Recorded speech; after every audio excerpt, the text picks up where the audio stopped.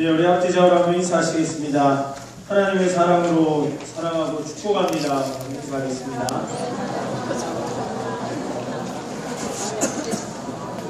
예, 감사합니다. 예.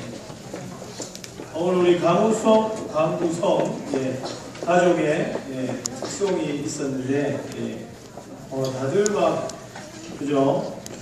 보기 좋은 것 같습니다. 보기 좋았습니까? 예, 좋았죠. 뭐 당장 두 개의 가족으로 나눠도 될 정도로 아주 구성도 좋고 우리 가우성 형제가 기도하면서 잘 섬기고 있는 것 같아서 아주 감사합니다. 우리 잠깐 몇 가지 좀 광고 말씀 나누도록 이렇게 하겠습니다. 오늘 우리 처음 온 새 가족이 있어서 먼저 소개하고 우리 함께 박수로 축복하고 환영하는 시간을 갖도록 하겠습니다. 우리 09기에 해당이 되는 오다솜 형제가 오늘 처음 우리 청년부에 나왔습니다. 우리 자리에서 일어나시면 함께 박수로 축복하고 함께 환영하겠습니다. 예, 반갑습니다.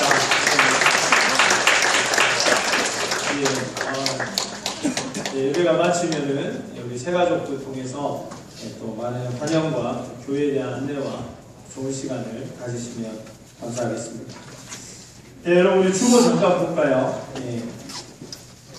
우리 주보에 3번 보시면은 청년의 때에 이제 기도를 심읍시다 이렇게 되어 있는데 여러분 아무리 생각해도 기도밖에 없는 것 같아요. 저도 여러분 나이 때 기도해도 똑같고 안 해도 똑같은 것 같고 또 기도 안 해도 하나님 다 알고 계시니까 될 거라 생각하고 굳이 왜 기도해야 되나 이런 생각들을 했었는데 제가 기도하면 할수록 이거 딴 건 몰라도 기도는 안 하면 안 되겠구나 하는 그런 생각을 하게 됐습니다. 그지 은희야? 혜준이 뭐 나오라고 그만 얘기하고 거기 나온대. 그래요. 그래서 금요일날 많이 와서 기도하고 이번 주 보니까 우리 청년들이 그래도 나와서 막 기도하는 거 보니까 저도 너무 막 좋고 하나님께서 얼마나 그 기도를 또 기쁘게 받으셨을까 하는 생각이 들었습니다. 많이 나와서 우리 청년들이 막 가득 채워서 기도하는 그런 것들을 좀 우리가 저도 보기를 원하고 하나님 말씀 여러분 청년의 때에 기도해야 합니다. 아멘. 예, 안 해도 됩니까? 예, 안 해도 되는 사람 손 들어보세요. 예, 그래요. 저를 찾아와서 안 해도 되는 이유를 설명하고 인증받고 그분은 안 나오게 되는데 안 그런 사람은 다 오는 걸로 해서 여러분 청년 때 기도를 심어보십시오. 어떤 열매가 나오는지 여러분 그거 보는 것도 큰 재미와 기쁨이 될 것이라는 생각이 듭니다. 그리고 여러분 주보에는 빠졌는데 세례 교육이 있습니다. 세례와 입교문답도 있는데 해당 계시는 분들은 임원을 통해서 신청해 주시고 여러분 유아세례 받은 사람 한번 손 들어보세요. 유아세례. 나는 유아세례를 받았다. 그리고 나는 입교문답도 마쳤다 하는 사람은 손을 내리십시오. 예. 다 그럼 입교문답도 받았습니까? 예. 나는 우리 청년들 다 받았다고 그렇게 얘기하니까 안 받은 청년이 있다는 거예요. 유아세례만 받고 입교문답을. 근데 그런 청이 없을 거라고 했는데 없네요, 그죠? 하여튼 해당되시는 분들은 꼭 제출해 주시기를 바랍니다. 예, 우리 다시 한번 인사하겠습니다. 새로운 학기, 새로운 봄에 새 하나님의 은혜를 사모합시다. 이렇게 한번 인사하겠습니다. 네. 핵심은 사모하는 거죠. 사모하는 거죠. 말씀의 은혜를 나누겠습니다. 여러분 이제 다음 주면 이제 개강이 막 시작되는 것 같아요. 보니까 아쉽죠, 여러분. 예. 학교 다닐 때는 그러나 또 이제 학교 가는 게 아주 즐거운 일입니다. 사실. 저도 학교 가고 싶은데 학교 재밌잖아요. 저도 이제 여러분 만날 때 맨날 이런 생각을 했었어요. 이제 여름 방학만 되면 내가 이런 일을 좀 해야지. 그리고 여름 방학이 훌쩍 지나고 2학기가 된 거예요. 그래서 이번 겨울 방학이 되면 내가 꼭 이런 것들을 좀 해봐야지. 이거 못했던 것도 미루었던 것들 그런 거 좀 해봐야지. 이렇게 또 생각했는데 또 겨울 방학이 지나가고 그렇게 저렇게 하다가 제가 오늘날에 이르렀습니다. 제 아주 친한 친구 중에 한 명이 이제 전문 베이스 치는 우리 친구가 있는데, 제가 집이 망미동이거든요, 본가가. 근데 그 친구는 한 번씩 제가 통화하면 지금도 십몇 년이 지났는데도, 야, 망미동 너 집에 한번 놀러 가야 되는데 맨날 그 얘기를 하는 친구가 있어요. 그래서 제가 서울에 있을 때도 망미동 한번 가야 되는데, 그렇게 제가 야, 내 서울 올라왔다 이제 그렇게 얘기했는데, 그 정도로 맨날 그 얘기, 지금도 일부러 장난으로 전화 통화할 때마다 망미동 한번 자러 가겠다고 그렇게 얘기하면, 그럼 제가 어머니한테 말씀드려 놓을 테니까 자고 가라고 제가 그렇게 이제 받아치기도 하고 하는데, 그런 것 같아요. 하고 싶은 일이 있고 해야 되는 일들이 있고, 우리가 어떤 계기만 되면 그걸 해야지 라고 생각하는 그러한 일들이 있지만, 어떻습니까? 여러분이 그거에 대한 분명한 마음을 결단하지 않고 그 일에 대한 분명한 우선순위를 두지 않으면 그 일은 계속 여러분에게 후순위로 밀려날 수밖에 없다는 것을 아마 여러분들 잘 알고 있을 것입니다.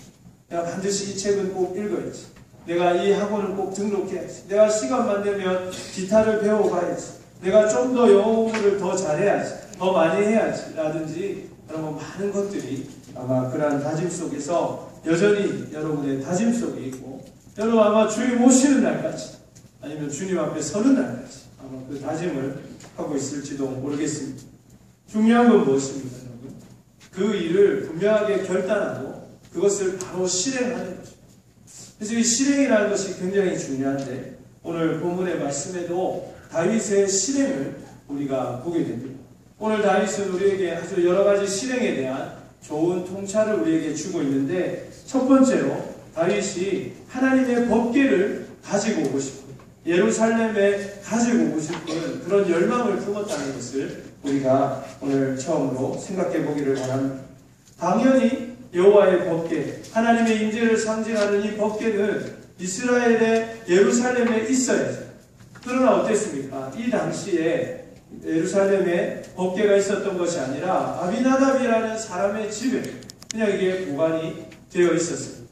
그 이유를 좀 거슬러 올라오자면은 이 블레셋과의 전쟁 가운데 이 법궤를 탈취당하게 되고, 그때부터 이 반세기가 흐르는 동안에, 즉 약 한 50년 동안에 이 법궤가 하나님의 전에 있지 않고 그렇게 남의 어떤 집에, 아비나답의 집에 그냥 어떻게 보면 방치되어 있었던 것입니다. 우리가 생각해 보면 다윗이 왕위에 오르고, 왕위에 오르자마자 그가 강력한 어떤 왕권을 이렇게 장악하고 왕권을 가졌다고 우리가 생각해 볼 수 있지만, 여느 정권이, 또 정치가 그렇듯이 이 다윗이 처음에 왕위에 올랐을 때 다윗의 왕권을 인정하지 않는 사람들이 많이 있었습니다. 사람이 다 그렇잖아요. 누가 뭐 처음 딱 서면 저 사람 뭘 할까 이렇게 생각하기도 하고, 또 우리가 뭐 새누리당이 집권하면 또 어떤 당에서 뭐 일꾼이가 하고 또 반대로 이렇게 하듯이 이스라엘도 매 한 가지였어요. 그래서 이 목동 출신의, 이 시골 출신의, 이 베들레헴 출신의 이 목동에 뭘 할 수 있느냐, 이렇게 해서 다윗의 왕권을 인정하지 않는 사람들이 많이 있었습니다. 특별히 북이스라엘에 해당하는 지방의 사람들이 다윗의 왕권을 인정하지 않았어요. 그래서 다윗이 왕위에 오르고 나서도 몇 년 동안은 자신의 이 왕권을 강화하고 진정한 왕으로 인정받고 진짜 왕이 되기 위한 시간들을 이렇게 사용하는 것을 보게 됩니다. 그리고 그가 이제 진정한 왕이 되고, 북이스라엘에도 이제 사울을 따르던 사람들, 사울의 가문에서 왕이 나와야 된다고 주장하던 그러한 사람들이 다 마음을 돌이켜서 다윗의 편이 되고, 이제 이스라엘이 진짜 하나가 딱 되었을 때 다윗이 제일 먼저 한 일이 뭐냐면, 오늘 본문에 우리가 읽은 것과 같이 여호와의 궤를 이제 예루살렘으로 옮기는 이 일을 하게 됩니다.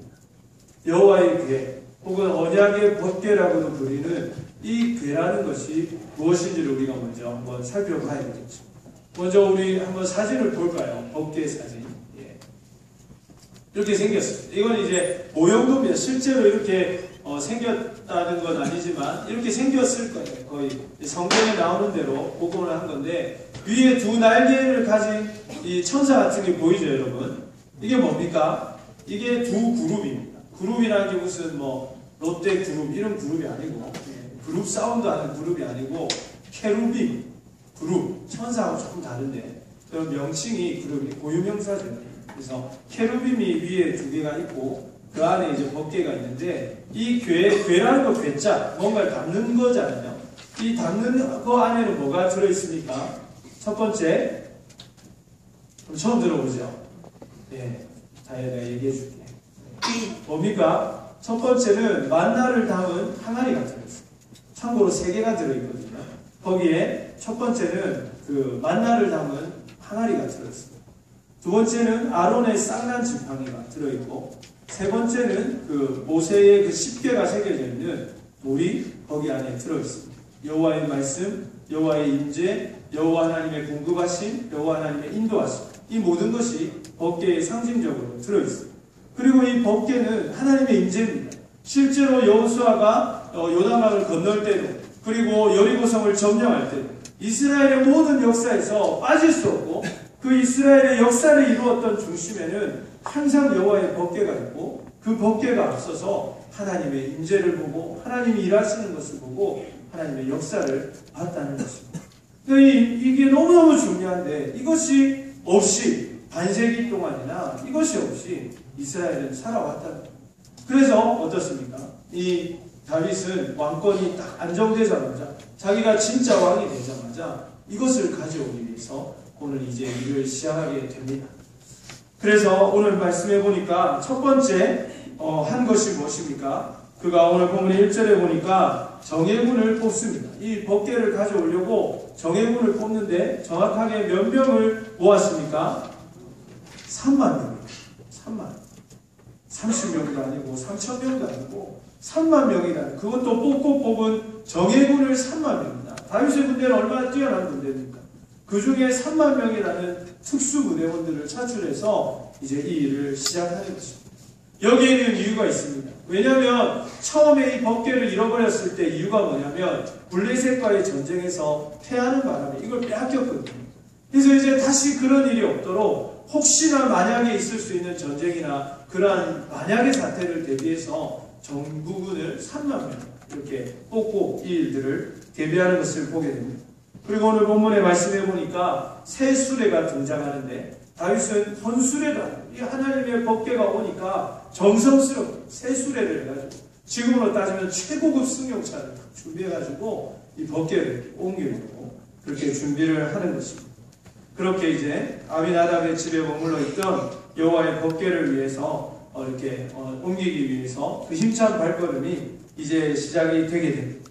이것은 다윗의 간절한 소원이었어요. 아마 다윗이 얼마나 기뻤겠습니까? 내가 왕만 되면, 내가 진정한 왕만 되면, 내가 이 모든 것을 할 수 있는 왕권만 나에게 주어지면 내가 분명히 이 일을 하리라는 소원이 그에게 있었다는 사실입니다. 사랑하는 여러분, 우리에게도 하나님을 위한 소원이 품어지는 그러한 삶이 있기를 간절히 소원합니다. 여러분의 소원은 무엇입니까? 여러분이 그토록 원하고 있는 일들이 무엇입니까?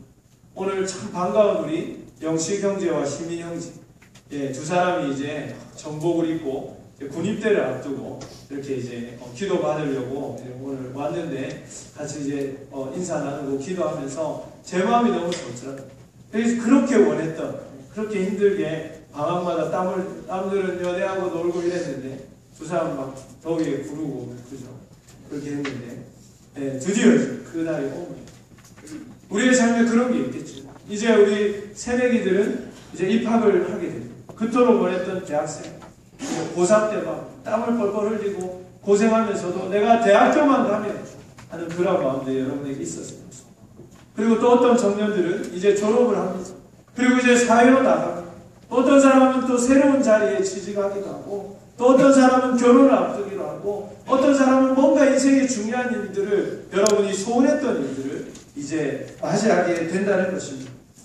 그러나 하나님, 그 하나님께서 여러분들에게 주셨던 그 은혜, 그리고 여러분이 그토록 꿈꿨던 것들이 하나님과 무슨 관계가 있는지를 여러분 돌아볼 수 있기를 주님의 이름으로 축복합니다. 이게 중요하다.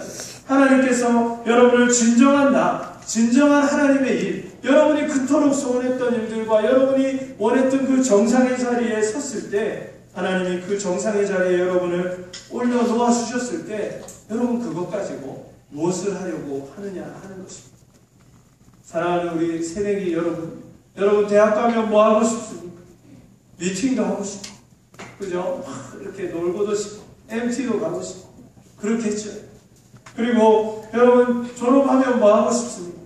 여러분 그토록 원했던 취직해서 뭐 하고 싶습니까? 여러분 그토록 꿈꾸던 좋은 가정을 이루면 무엇 하겠습니까? 그렇습니다. 여러분이 그렇게 일평생 원했던 그 자리에 오르면 여러분 무엇을 하고 싶습니까? 여러 가지 꿈들이 있겠지만 그 꿈이 하나님을 위한 것이 되기를 간절히 소원합니다. 그래야만 하나님의 은혜 가운데 우리가 머물 수 있고 하나님의 역사를 이룰 수 있다는 것입니다.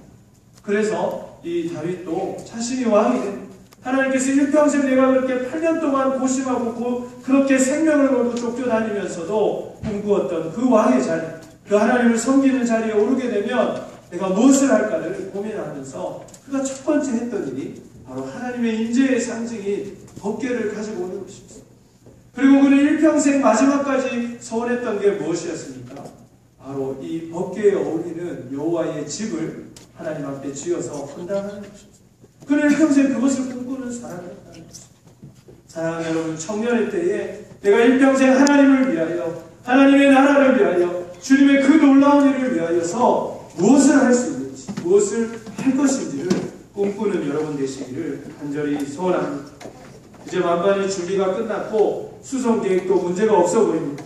그 어떤 사람도 다윗의 이 3만 명의 정규군을 쫓아낼 수 있는 부대도 없을 것이고, 그리고 세술에도 아주 잘 바퀴가 막 18인치 휠 이런 걸로 탁 해가지고 좋은 걸로 이렇게 딱 준비하고 풀옵션에다가 그렇게 이제 준비를 했을 거란 말이에요. 그리고 이제 다 이동을 합니다. 난리가 났어요. 잔치하고 막 이렇게 이제 난리가 났습니다. 그런데 예상하지 못한 일이 일어났어요. 이 아곤의 타작마당에 딱 이르렀는데 어떤 일이 일어났죠? 소가 놀래가지고 이렇게 막 소가 손대 말처럼 이렇게 하면서 왜 이거 좀 안 어울리잖아요. 놀랐는데 아무튼 이렇게 놀래가지고 마당에서 뛰게. 이거 어떻게 되죠? 이게 풀옵션인데도 이 장치가 이렇게 안 걸려 있었는지 이 어깨가 이렇게 들썩는 거예요. 어떻게 해요? 민호 형제 같으면 어떻게 하겠어요? 어깨가 이렇게 탁 떨어지려고 합니다. 네? 어떻게 하겠어요? 모르겠어요. 우리 종현 형제는 어떻게 하겠습니까? 마샬 앰프의 진공관이 막 옮기는데 덜컹해가지고 진공관이 떨어지려고 합니다. 종현이 어떻게 하겠어요? 네? 그냥 떨어지겠지. 이렇게, 그죠? 책임자 우리 아버지니까. 떨어지겠지. 이렇게 하고 말겠습니다. 이거를 어떻게 하겠어요? 우회진 자매가 인도하다가 말도 하고 뛰어가서 잡을 거예요. 그죠? 그래서 어떻게 했습니까? 이 전체의 수레를 담당했던 오늘의 주인공 우사는 어떻게 했습니까? 이거를 아싸 하고 딱 잡았어요. 그리고 어떻게 됐습니까? 오늘 본문에 말씀해 보니까 죽었어요. 왜 그런 일이 일어나요? 누구라도 이게 뭐 진공관 앰프야 비싸지만 또 사면 되지만 법궤는 하나밖에 없고 여호와의 성물이고 지극히 거룩한 것인데 그러면 안 되잖아요. 그래서 우사가 이걸 딱 잡습니다. 그리고 오늘 본문에 보니까 하나님께서 우사야 네가 아주 잘했다, 아주 민첩하구나 하고 상을 주신 게 아니고 우사 그 자리에서 죽음을 당해요. 그리고 오늘 본문에 오늘 설교 말씀의 제목과 같이 베레스 우사, 하나님께서 우사를 치셨다라는 의미인데 그래서 바로 죽습니다. 그리고 다윗은 어떻게 됩니까? 이 잔치의 분위기가 순식간에 그냥 얼음장이 되고 다윗은 아주 노하고 그리고 또 아주 두려운 가운데 자신의 궁으로 다시 돌아갑니다. 그리고 이 법궤는 예정대로 예루살렘으로 오지 못하고 그냥 임시 거처로 오베데돔의 집에 가게 됩니다. 그리고 이제 이 얘기 다 끝났어요. 그리고 다윗은 무엇이 잘못됐나 이런 거 생각할 겨를도 없고 그냥 멍하니, 그리고 오늘 본문에 보니까 법궤를 가져오는 것을 두려워했다고 표현이 되어 있습니다. 도대체 뭐가 잘못됐어? 왜 하나님을 위해서 우사는 법궤가 다치지 않도록 하기 위해서 그렇게 손을 잡았는데도 하나님께서 그것을 분노하셔서 우사를 죽게 만드신 것입니다. 우리가 이 답을 알아야 우리 인생에도 이러한 잘못이 반복되지 않을 것입니다. 나 딴에는 하나님을 위해서 한다고 하는데, 나 딴에는 이것이 하나님의 영광인 줄로 알고 하는데 나단에는 이렇게 해야만 하나님이 내 인생에 복을 주시고, 이렇게 하면 내가 하는 일에 복이 되고, 내 캠퍼스의 첫걸음이, 내 직장의 첫걸음이, 내 가정의 첫걸음이 이렇게 하면 축복을 받을 줄 알고 우리가 하는데, 그것이 오히려 하나님의 분노를 사게 되는 일이 될 수 있다는 것입니다. 아주 중요하겠죠. 여러분 인생에 이 오늘 본문의 말씀을 통해서 중요한 하나님의 원리를 깨닫는 은혜가 있기를 간절히 원합니다.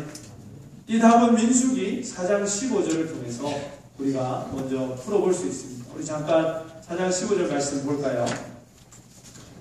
우리 함께 읽겠습니다. 시작. 진영을 떠날 때에 아론과 그의 아들들이 성소와 성소의 모든 기구 덮는 일을 마치거든 고앗 자손들이 와서 낼 것이니라. 그러나 성물은 만지지 말라. 그들이 죽으리라. 회막 물건 중에서 이것들은 고앗 자손이 낼 것이며. 아멘. 여러분 좀 알겠습니까? 이 법궤라는 것, 여기 성물이라는 것은 법궤를 얘기하는데, 이 법궤는 아주 힘이 좋고 근육질에 김종국 같은 이런 사람이 매는 게 아니고, 누구만이 맬 수 있습니까? 레위 자손 중에도 고앗 자손, 레위 자손 중에 세 부류의 반차가 있는데 그 중에서도 고앗 자손만이 이 일을 감당할 수 있습니다. 이스라엘 백성이라고 되는 것이 아니고, 싸움을 잘한다고 되는 것이 아니고, 물건을 잘 운반할 수 있다고 되는 것이 아니고, 심지어 레위인이라고 되는 것이 아니고, 레위인 중에서도 고앗의 반차를 따르는 사람만 할 수 있습니다. 또 한 가지는 뭐였습니까? 이 성물은 어떻게 해야 된다고요? 반드시 메고 옮겨야 된다고 오늘 민수기 4장 15절은 우리에게 분명히 말씀해 주고 있습니다. 그런데 다윗은 어떻게 했습니까? 수레를 가지고 옮겼다. 왜 그랬을까요? 본문에는 정확하게 이유는 없지만 추측해 보건대 한 두 가지 정도가 될 것 같아요. 하나는 뭐냐? 이거 그냥 여러분 참고로 들으시면 좋겠는데 성경에 정확하게 나온 게 아니기 때문에, 첫째는 뭐냐면 이 수레를 처음에 법궤를 처음에 탈취해 갔을 때 블레셋 사람들도 수레에 실었거든요. 아마 그냥 똑같이 그렇게 이거 원래 이렇게 하는 거구나 하고 다윗이 별 생각 없이, 다윗이 뭐 신학자거나 이러진 않았기 때문에 아마 그렇게 똑같이 영향을 받았던 것 같습니다. 그리고 또 하나는 다윗이 조금 더 빨리 이동해서 빨리 예루살렘에 오게 하고 싶은 그런 어떤 사모함이 너무 지나쳐가지고 사람의 매면 듣지 않습니다. 그래서 수레에 실어서 빨리 좀 가지고 오려고 그렇게 하지 않았는가 하는 생각을 잠깐 해보았습니다. 그러나 이건 뭐 확인할 방법이 없고, 중요한 것은 무엇이죠? 이유가 무엇이든지 간에 잘못됐다. 이건 하나님의 뜻도 아니고 하나님이 이 법궤를 옮기도록 한 규정에 완전히 어긋났다는 것입니다.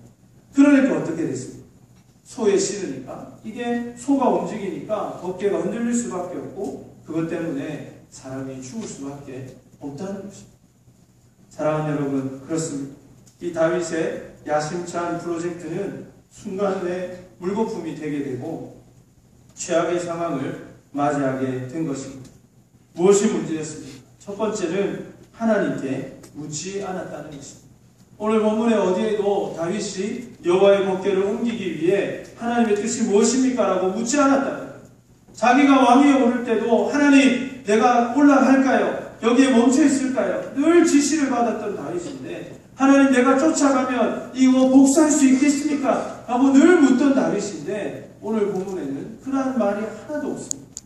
여호와의 법궤를 옮기게 된 것, 즉 하나님을 예루살렘으로 오시도록 부탁하고 요청하는 이 일에 하나님의 뜻을 묻고 있지 않다는 것입니다. 왜 그랬을까요? 당연히 하나님은 내가 함께 하신다고 믿었기 때문이 아니겠습니까? 이것은 하나님의 일이니까 당연히 하나님이 기뻐하신다고 생각하지 않았겠습니까? 그러나 그것은 철저히 다윗만의 생각이었다는 사실입니다. 사랑하는 여러분, 당연히 하나님의 일이니까, 당연히 하나님을 찾는 것이니까, 당연히 하나님의 은혜를 구하는 것이니까 우리가 이렇게 하면 된다는 착각을 해서는 안 된다는 것입니다. 그것이 정말 하나님의 일이 되도록, 그것이 정말 하나님의 축복이 되도록, 그것이 정말 기도응답이 되고 예배의 본질이 되도록 하나님의 뜻과 하나님의 원리대로 행해야 된다는 것을 잊지 마시기를 바랍니다. 좋은 일이기 때문에 서둘러서 되지 않는 것입니다. 그리고 다윗에게는 자기 계획이 너무 많았다는 거예요. 하나님의 뜻대로 묻고 하나님 어떻게 해야 됩니까? 이래야 되는데 다윗은 1절부터 마지막까지 서로부터 결론까지 자신의 계획으로 너무 가득 차 있었어요.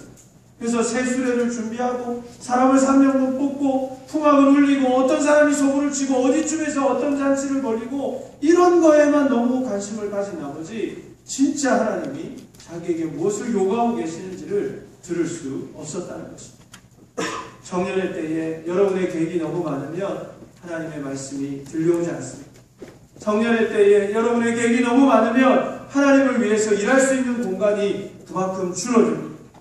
청년의 때에 여러분의 계획이 너무 많으면 하나님이 여러분의 인생을 주관할 수 있는 여지가 너무나도 줄어든다는 사실을 여러분 잊지 마시기를 바랍니다. 여러분의 생각을 버려놓고 내가 1학년 때는 이걸 이루고 2학년 때는 이걸 이루고 졸업할 때쯤엔 이걸 이루고 취직할 때는 이것을 이루고 취직하고 결혼할 때는 이러한 일들을 이루고 결혼 후에 5년 후에 10년 후에 이것을 이루고 그렇게 여러분이 계획을 짜면 하나님께서 그 계획 가운데 여러분을 도와주실 수 있는 것들이 너무나도 없어지고 그냥 나는 내 계획대로 그래서 하나님의 계획대로 가지 못하고 하나님의 계획과는 상관없는 그런 길을 가버릴 수밖에 없다는 것입니다. 그리고 마지막으로 다윗은 이 하나님이 자신의 계획과 뜻대로 움직일 것이라는 착각을 가지고 있었습니다. 지금까지 하나님이 너무나도 다윗과 함께 해주셨기 때문에 다윗의 모든 일에 승리를 주시고 다윗이 하는 일의 모든 일을 잘되게 해주셨기 때문에 다윗은 당연히 하나님이 자신을 도와주실 거라고 생각했습니다. 그러나 어떻습니까? 하나님을 내 뜻대로 움직일 수는 없는 것입니다. 하나님께서는 내 뜻대로 움직이시는 분이 아닙니다. 방법은 단 하나, 내 뜻을 하나님께 맞추는 것입니다. 기다려야 하면 기다려야 되고 하나님이 하지 말라고 하면 하지 말아야 하는 것입니다. 그리고 온전히 내 뜻이 하나님의 뜻에 맞는지 그것을 바라볼 수 있는 것이 너무나도 중요하다는 사실. 그리고 두 번째로 그는 하나님께 묻지 않았을 뿐만 아니라 다소 불순한 의도를 가지고 있었던 것을 보게 됩니다. 그가 이 법궤를 예루살렘으로 옮기려 했던 또 하나의 이유는 무엇이었냐면 예루살렘은 다윗의 도시라는 별칭을 갖고 있습니다. 그러니까 당연히 자신이 통치하고 다스리는 예루살렘에는 뭐가 있어야겠습니까? 법궤가 있어야 어울리는 것입니다. 그래서 이 다윗은 자신의 초기에 불안정한 정권을 강화하고 사람들이 예루살렘에 왔을 때 그 예루살렘에 잘 정비된 건물들 뿐만 아니라 예루살렘에 이 법궤가 있는 것을 보고 여기가 진짜 하나님이 함께 하시는 이스라엘의 수도구나라고 인정하는 것을 원했다는 것입니다. 사랑하는 여러분, 여러분의 영광과 명예를 위해서 하나님을 끼우는 일들이 없기를 간절히 바랍니다. 하나님을 더 높이는 데 우리가 들여져야지 여러분이 인생에 하나님을 끼워 넣어서 내가 더 명예를 가진 사람처럼 내가 더 뭔가 신실한 사람처럼 보이기 위한 그런 행동을 해서는 안 된다는 것입니다. 이러한 두 가지 때문에 그는 실패했습니다. 그러나 그의 의도와 그의 동기에도 문제가 있었지만 가장 문제는 서두에 말씀드린 방법의 문제였습니다. 그래서 그는 이 법궤는 수레가 아니라 사람의 어깨에 메고 이동해야 하고 또 레위 자손 중에서도 고앗 자손만이 옮겨야 하며 옮길 때는 반드시 해달 가죽을 덮고 그렇게 옮겨야 하는데 그 어느 것도 그는 이것을 실행한 것이 없습니다. 다윗이 몰랐다 해도 그가 제사장한테 물어보면 되는데 내가 법궤를 옮기려고 하는데 어떻게 해야 되는가 물어봤어야 되는데 아마 이것을 정치적으로만 이렇게 의논하고 정치가들로만 의논하고 군사적으로만 준비했다는 사실을 우리는 보게 됩니다. 그래서 그는 왕의 위엄과 무장한 정예군 3만 명이면 이 일을 충분히 이루고도 남을 것이라고 생각했다는 사실입니다. 사랑하는 여러분, 우리는 어떻습니까? 우리는 이 정규군 3만만 준비하면 된다는 생각처럼 내가 자격증만 있습니다. 내가 이 특정한 아무나 딸 수 없는 그런 라이센스만 가지고 있습니다. 나에게 좋은 학벌만 있으면 나에게 탁월한 실력만 있으면 이라고 생각하진 않습니다. 가정을 이룰 때도 행복한 가정을 이룰 때 이 좋은 집만 있으면 그리고 나의 이 매너만 있으면 그리고 이 이쁜 아내만 있으면 이렇게 생각하면서 하나님을 잊고 있지는 않는지 돌아볼 수 있기를 간절히 원합니다. 그러나 우리가 하나님 안에서 뜻을 이루고 하나님 우리에게 주신 행복한 삶을 누리기 위해서는 세상에서 말하는 그것이 필요한 것이 아니라 하나님의 뜻대로 살아가는 그 은혜가 있어야 한다는 사실을 믿으시기를 바랍니다. 그래서 이 모든 것을 무시한 다윗의 이 시도는 실패할 수밖에 없었습니다. 처음부터 성공할 수가 없는, 처음부터 문제가 생길 수밖에 없는 그런 상황이었다는 사실입니다. 그러니까 수레에 쉬는 것 자체가 잘못이었고 우사의 죽음과 같은 안타까운 희생이 발생할 수밖에 없었다는 사실입니다. 그와 같이 우리의 삶에는 문제를 일으킬 수밖에 없는 행동들이 있습니다. 성공하지 못할 수밖에 없는, 도저히 성공할 수 없는 그러한 문제들이 우리의 행동 안에, 우리의 동기 안에 있다는 것을 우리는 늘 기억해야 한다는 것입니다. 부산외대 이번 신입생 참사를 여러분 보면서 어떤 생각을 갖습니까? 이제 다 웬만한 것들이 밝혀지고 조사가 되고 있는데 거기에는 우리가 얼마든지 조금만 노력하면 막을 수 있는 많은 아쉬움들이 있습니다. 결국은 그 경고를 무시하고, 그리고 자연재해에 대한 그 경고를 무시하고, 그리고 좀 더 청소할 수 있고 더 준비할 수 있었던 것들을 무시하고 이면 계약을 하고, 아니 그 전에 부실 공사 때문에 언젠가는 무너질 수밖에 없는 건물을 결국은 만들어내고, 그러한 여러 가지들이 다 복합이 되어서 일어날 수밖에 없는 사건이, 일어나서는 안 되지만 일어날 수밖에 없는 사건이 일어나는 것을 보게 되는 것입니다. 부산외대는 선교를 위해서 지어진 학교입니다. 원래 처음에 이사장님이 동명복제로 아시아에서 거부가 돼서 이제 이 선교에 하나님의 일꾼들을 키우겠다는 목적으로 만들어진 미션스쿨입니다. 그럼에도 불구하고 그 뜻대로 인도되지 못하고 하나님을 위한 것들이 자꾸 줄어갈 때에 하나님께서 부산외대를 새롭게 하시려고 그렇게 하신 것이 아닌가 저희들은 기도하고 있습니다만은, 아무튼 이러한 인재들을 우리가 보게 되는 것입니다. 김연아 사건은 어떻습니까? 저는 여러 보도를 보면서 제일 아쉬운 것이 그 협회장의 부인이 심판으로 있고 우크라이나에 그 이상한 심사관이 있고 그런 걸 미리 다 알았으면, 우리도 알았지 않습니까? 소치의 텃세가 너무 심하다는 걸 알았으면 그 전에 이러한 부분들을 제소하든지 제기를 해가지고 심판을 바꾸든지 심사위원회에 대한 문제를 제시해서 그들이 마음껏 그렇게 장난하지 못하도록 그렇게 했었어야 되는데, 다 끝나고 나서 제소를 해야 되니 뭘 해야 되니 얼마나 안타까운지 모르겠어요. 뻔히 다 예상을 해놓고도 왜 뒷북을 치는지 모르겠습니다.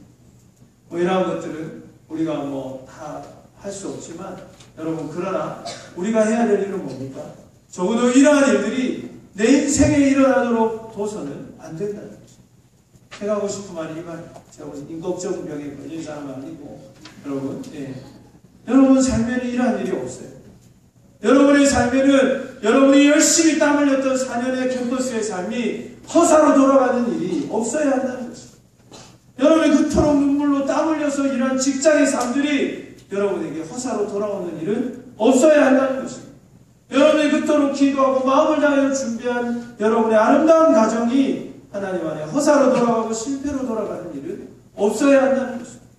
여러분이 나중에 결혼해서 아이를 낳아서 그렇게 사랑으로 생명을 다해서 키운 여러분의 자녀들 때문에 이렇게 베레스우스와 같은 사건이 일어나서는 안 된다는 것입니다.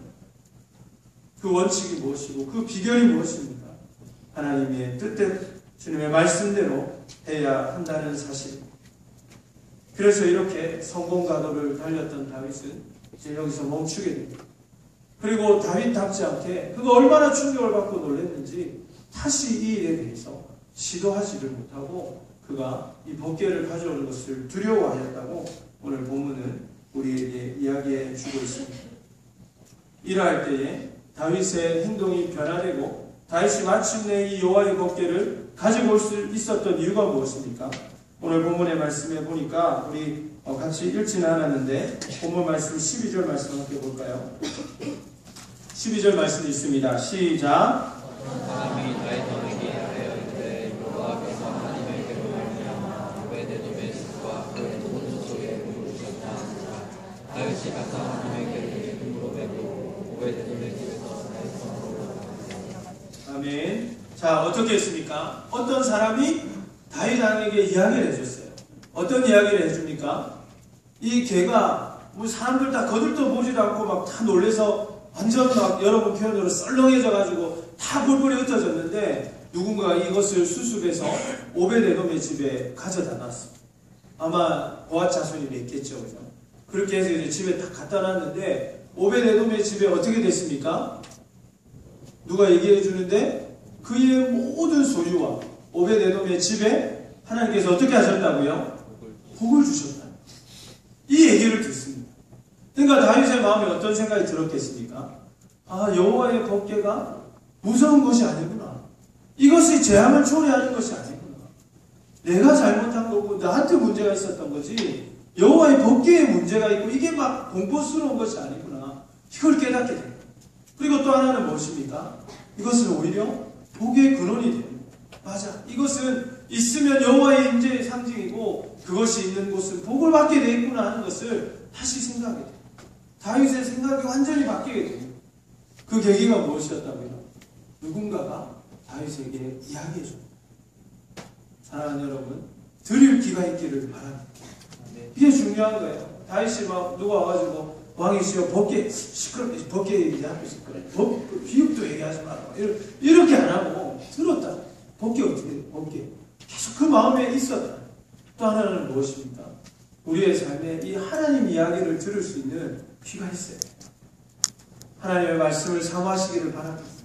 여러분 말씀해봐야 여러분 뭐 어디서 또 다르게 예배 드리는지 모르겠지만 일주일에 한 번 우리 담임 목사 그리고 여러분 여기 이 두 개밖에 없죠. 그리고 내가 보니까 내가 유심히 봅니다. 주일날 누가 예배 오는지 내가 다 알고 있는데 사실은 그 대회 누가 되는지 알고 있는데 대부분은 내가 볼 때 여기가 거의 주일 예배 말씀 듣는 거의 전부예요. 맞습니까? 네, 그렇죠. 여러분 더 집중해서 하나님의 말씀으로 채워 돌아가시기를 바랍니다. 귀가 있어요. 하나님의 말씀을 듣고 그분이 나에게 감동을 주시는 말씀에 귀를 기울일 수 있는 여러분 되시기를 바랍니다. 다윗에게 이러한 역사가 일어났습니다. 변화해야 되겠다는 생각이 그에게 드는 결정적인 계기가 되었다는 사실입니다. 그러므로 사랑하는 여러분 귀를 기울여서 이번 수련회도 마찬가지 아닙니까? 하나님 말씀을 들으면서 내 삶에 무엇이 잘못되었는지 하나님이 나에게 어떠한 은혜를 주시기를 원하시는지 들으면 우리가 변화될 수 있는 그런 것처럼 주일 말씀에도 늘 귀를 기울이고 오늘 가족 모임에서도 여러분 귀를 기울이고 그렇게 하면서 하나님이 여러분에게 주시는 새로운 생각 그리고 새롭게 하시는 계기들을 붙잡는 여러분 되시기를 주의 이름으로 축복합니다. 그래서 이제 이렇게 해서 그가 이제 이 2차 시도를 하게 됩니다. 시간 관계상 우리가 읽지는 않겠습니다만은 오늘 13절 말씀만 한 번 더 볼까요? 13절입니다. 우리 같이 읽겠습니다. 시작. 여호와의 길을 맨 사람들이 6걸음을 하에 다윗이 소와 들짐승으로 제사를 드리고 예, 어떻게 됐죠? 다윗이 6걸음 갈 때마다 어떻게 했다고요? 하나님 앞에 번제를 드립니다. 완전히 바뀐 거예요. 다윗이 처음에는 어떻게 하면 이걸 군사적으로 또 어떻게 하면 이 이벤트를 성대하게 치를 수 있을까? 여기에만 관심이 있었는데 다윗의 관심이 이제 어디에 있습니까? 어떻게 하면 하나님의 뜻대로 할 수 있나? 어떻게 하면 율법에 어긋남이 없이 할 수 있나?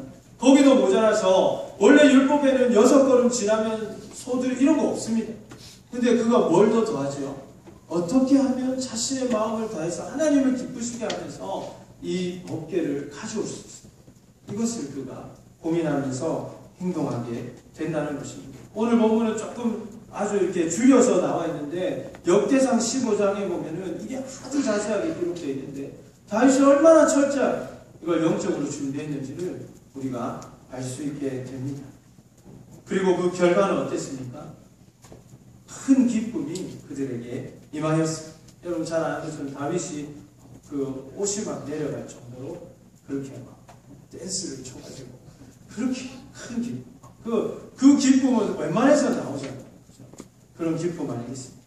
그리고 읽지 않았지만 오늘 19절 말씀 보겠습니다. 19절 말씀 읽습니다. 시작. 모든 백성 곧 이스라엘 우리에게 담대를 드러내고 법궤와 거룩한 조각과 거룩한 것이 모든 백성이 갖기 싫은 아멘.